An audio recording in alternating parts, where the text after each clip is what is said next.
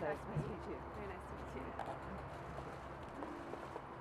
No, what we've seen over the last few years under a Conservative government is record amounts of funding going into the National Health Service. We see more doctors in the National Health Service, we see more midwives, more GPs, more nurses in the NHS. The thing about the Labour Party's proposals is that you have to ask the question, where would the money come from? No, it was clear warnings were given to hospital trusts, but this is not something that has focused on attacking the NHS here in the UK. 150 countries are affected. Europol say there are 200,000 victims across the world. Cybersecurity is an issue that we need to address. That's why the government, when we came into government in 2010, put money into cybersecurity. It's why we are putting £2 billion into cybersecurity over the coming years, and of course created the National Cybersecurity Centre.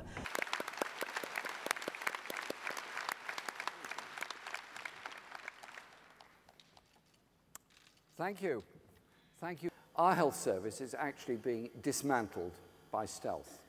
Over the past 7 years, our National Health Service has been driven into crisis after crisis.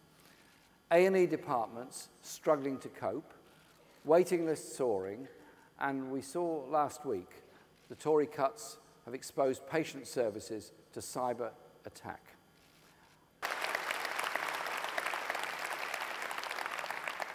Frankly, the cyber attack is highway robbery against all of us. We have to have investment in our NHS to protect all the systems so we're not held to ransom by criminals who are doing us all damage and doing us all down.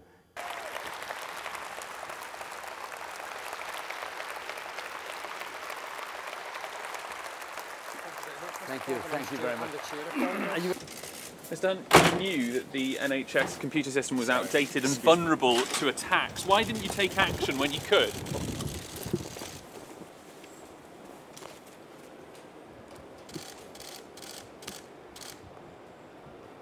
To the next Secretary of State for Health, Jonathan Ashton.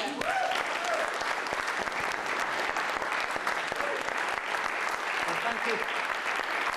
Today, across the country, we're getting reports that it's affecting GP surgeries. So let me say this. The government should now publish the Department of Health's risk register so we can all see whether the government were prepared for this cyber security attack, whether they understood the implications of their spending cuts.